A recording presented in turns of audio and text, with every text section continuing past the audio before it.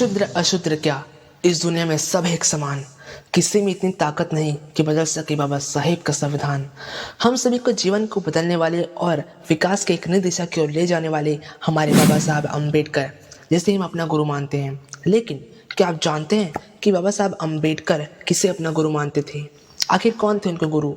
आइए जानते हैं आज के इस वीडियो में। 28 अक्टूबर 1954 को मुंबई के पुरंदर स्टेडियम में बाबा साहब अम्बेडकर अपने जीवन के प्रेरणादायक गुरुओं के बारे में बताया था। बाबा साहब अम्बेडकर इन तीन महापुरुषों को अपना गुरु मानते थे। पहला कबीरदास, दूसरा महात्मा बुद्ध और तीसरे ज्योतिबा फुले जी। और कबीर उनमें पहले और प्रमुख थे। जाहिर है कबीर ने उन्हें बहुत प्रभावित किया था, लेकिन कबीर में ऐसा क्या था जिसने उन्हें बहुत प्रभावित किया था? अम्बेडकर के व्यक्तित्व को आकार देने में कबीर ने क्या भूमिका निभाई थी? बाबा साहब अम्बेडकर के पिता सूबेदार रामजी मालोजी सकपाल थे। वह ब्रिटिश सेना में सूबेदार थे। बाबा साहब अम्बेडकर के पिता संत कबीरदास के अनुयायी थे और एक शिक्षित व्यक्ति भी थे। अम्बेडकर को कबीर के प्रति आकर्षित करने का सबसे बड़ा कारण उस समय का सामाजिक और धार्मिक माहौल था जिसमें वह रहते थे। यही वजह थी कि कबीर के व्यक्तित्व ने अम्बेडकर की नेतृत्व क्षमता को नई धार दी। हालांकि अम्बेडकर और कबीर के बीच 500 साल का अंतर था, लेकिन अगर इतिहास का कोई छात्र 15वीं और 20वीं सदी के भारत में मौजूद स्थितियों की बारीकी से तुलना करे तो उसे पता चलेगा कि इन 5 सदियों में सब कुछ एक चक्र में ही बदल गया। ऐसा लगा जैसे इतिहास खुद को दोहरा रहा है। कबीर ने कभी ब्राह्मण को अपना नेता नहीं माना, जबकि ब्राह्मण खुद को पूरी दुनिया का गुरु मानता था। बाबा साहब अम्बेडकर की इस मान्यता के अनुसार धर्म की खोज बौद्ध धर्म में समाप्त हुई। कबीर के तर्क और विवेक ने ही उन्हें बौद्ध धर्म की ओर अग्रसर किया। बाबा साहब अम्बेडकर ने अपने वक्त में कहा था, मैं हिंदू पैदा तो हुआ हूँ, लेकिन हिंदू के रूप में मरूंगा नहीं। कम से कम यह तो मेरे वश में है। इसके बाद उन्होंने अपने समर्थकों के साथ बौद्ध धर्म अपना लिया। तो आइए जानते हैं कि बौद्ध धर्म में ऐसा क्या था, ऐसी कौन सी बात थी जिसे तर्कवादी डॉक्टर B.R. अम्बेडकर को इतना प्रभावित किया था कि वो समर्थकों के साथ बौद्ध बन गए। बौद्ध धर्म के 3 संदेश जिन्होंने बाबा साहब को आकर्षित किया था। बाबा साहब भीमराव अम्बेडकर के अनुसार बौद्ध धर्म प्रज्ञा और करुणा प्रदान करता है और समता का संदेश भी देता है। इन तीनों के बिना मनुष्य अच्छा और सम्मानजनक जीवन नहीं जी सकता। प्रज्ञा अर्थात अंधविश्वास और परलौकिक सत्यों के खिलाफ समझदारी अर्थात तर्क किसी कसौटी को कसे बिना किसी चीज को न मानना। करुणा दुखियों और पीड़ितों के लिए प्रेम और संवेदना। तीसरा समता धर्म जाति पाति लिंग ऊंच नीच की सोच से अलग होकर हर मनुष्य को बराबर मानना।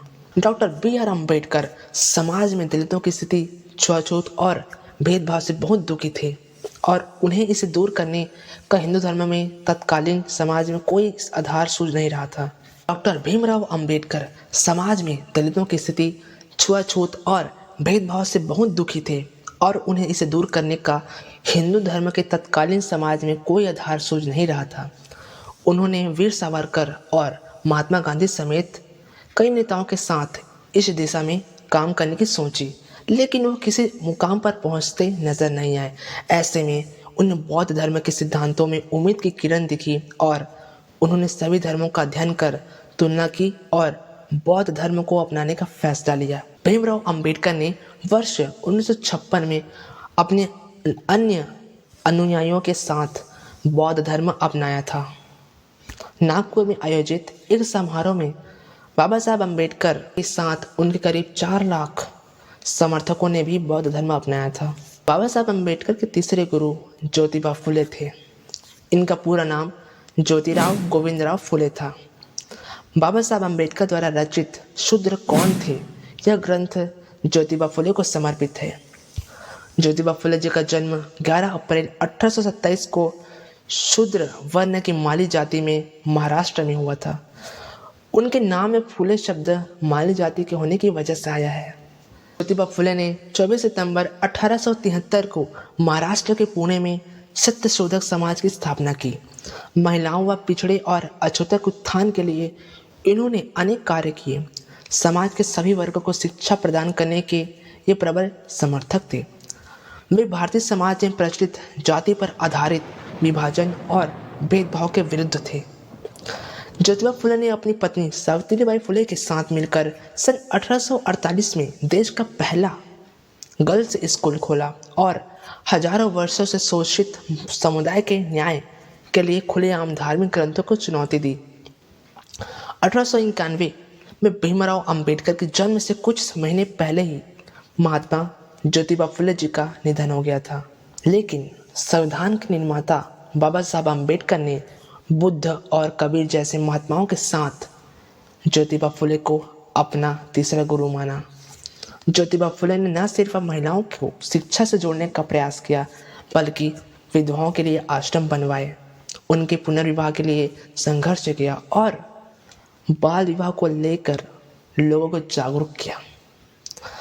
फूलों की कहानी बहारों ने लिखी, रातों की कहानी सितारों ने लिखी।